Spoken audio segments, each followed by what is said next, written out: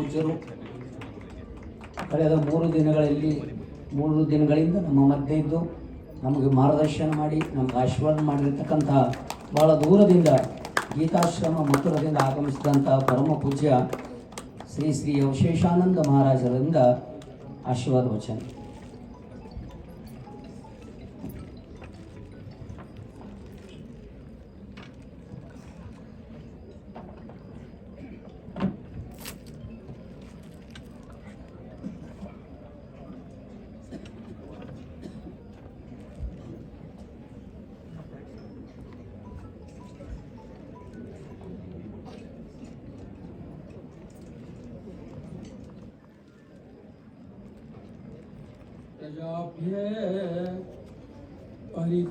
परिपालयन्तां येन मार्गेण महिषा गोब्राह्मणेभ्यः शुभमस्तु नित्यं लोका समस्ता सुखिनो भवन्तु। नमस्ते सर्वभावाय ब्रह्मणे परमात्मने कृष्णाय वासुदेवाय योगिनां पतये नमः। नमः शिवाय गुरुवे सच्चिदानन्दमूर्तये निष्प्रपञ्चाय शान्ताय भूयो भूयो नमो नमः। भूयो भूयो नमो नमः। ओम शांति शांति शांति।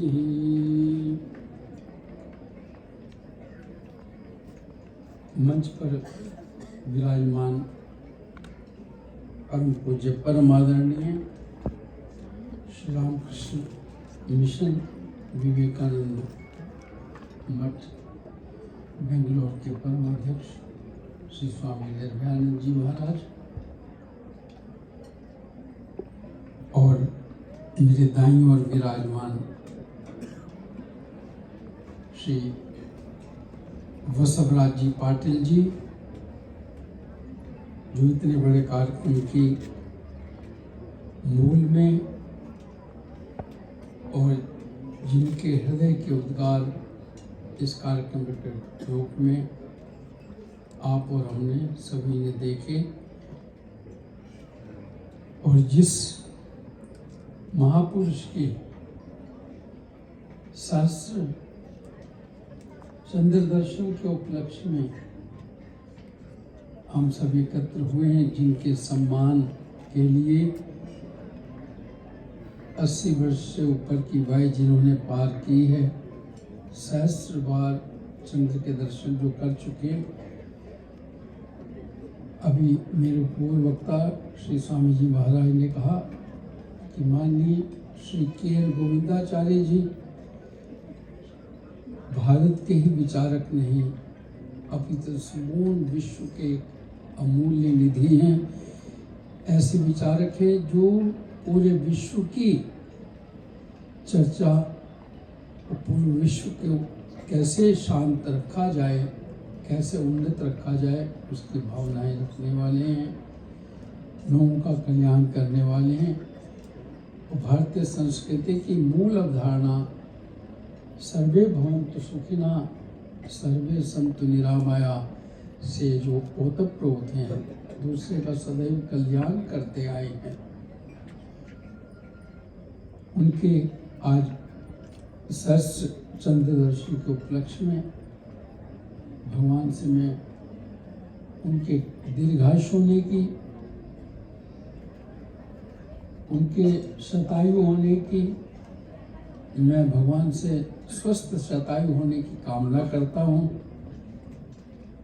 और जैसा कि मेरे पूर्व वक्ताओं ने जिक्र किया कि 2 प्राण हैं, 2 देही हैं, 1 प्राण है दोनों का।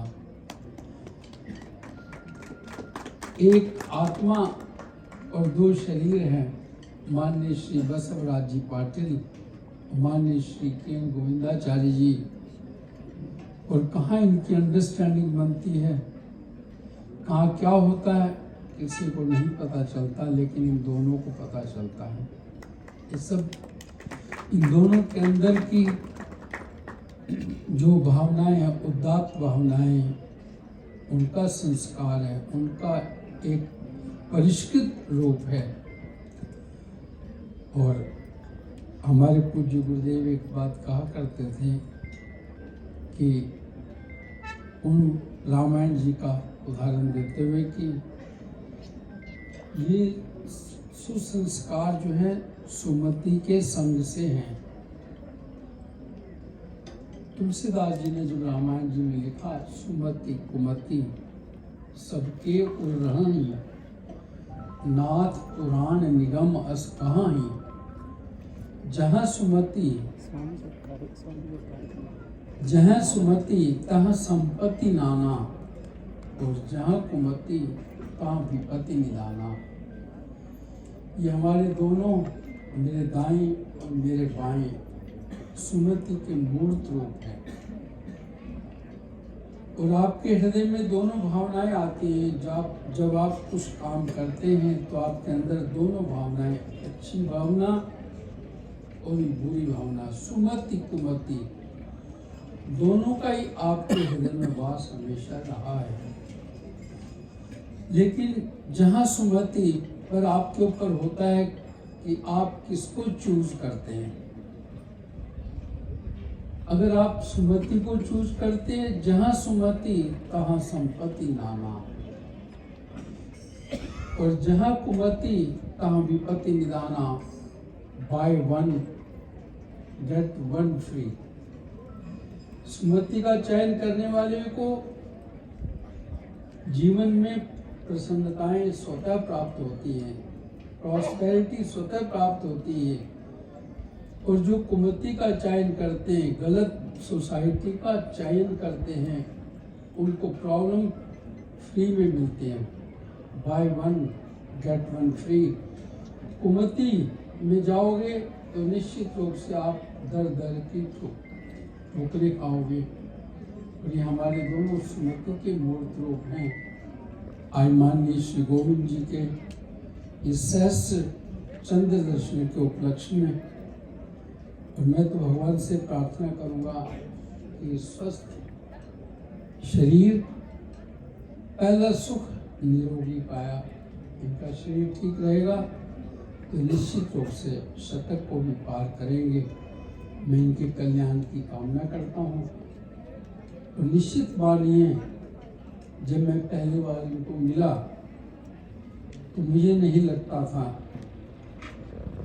कि इनके अंदर इतनी डेप्थ है। और इनको गलत नहीं कहा जाता था कि थिंक टैंक है, बीजेपी के थिंक टैंक बोला जाता था, क्योंकि जितने ये बाहर से सादे दिखाई देते हैं, उससे ज़्यादा अंदर इनकी गहराइयाँ बहुत दूर तक गई हैं। वैचारिक सत्ता बहुत गहरे तक गई है। ये इनकी सेवाएं देश को प्राप्त हों, भगवान से प्रार्थना करता हूँ। और कभी कभी ये तो कष्ट होता ही है, वर्तमान की सत्ता से इनके जो चाहने वाले हैं उनको ये तो कष्ट होता ही है कि जो उचित सम्मान मिलना चाहिए उस सम्मान में कहीं न कहीं उनकी तरफ से कहीं न कहीं त्रुटि रह जाती है। भगवान उनको भी शक्ति दे, इनकी योग्यता को इनकी परखेंगे और निश्चित रूप से जिस सम्मान के पात्र हैं उनको सम्मान मिले। और मैं तो इनके कल्याण की कामना करता हूँ।